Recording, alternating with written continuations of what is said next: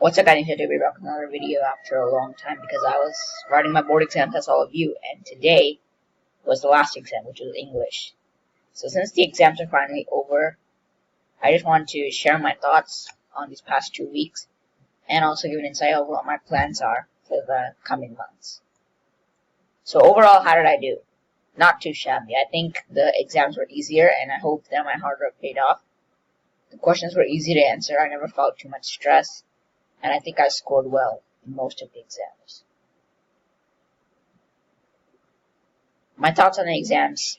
I thought the new pattern of questions, which was all MCQ, multiple choice, I thought it was equally as challenging as a subjective paper. So this could be that this model continues for coming generations. But there's much to say about the ambiguity in the answer choices and the incorrect answer keys, which created a lot of stress. Because overall, the keys that were released by the CBSE, which I'm not sure if they were officially released or not, but the key that I had in my hand showed several wrong answers. And today in English, I felt that the passages were too advanced for the average test taker, and also the answer choice was very ambiguous. They're similar to each other. They corresponded to each other, which was hard to choose one. In social studies, in question number 25 and 35, which are the ones that I attempted, the answer should have been B, but the key said A. And in science, for number 34, the answer should have been A, but the key said B. In math, the answer key was completely correct. At least I hope it is. Because if it isn't, then I put up a lot of high hopes on myself. But yeah, the exam was relatively easier than I expected based on the practice papers that the board released.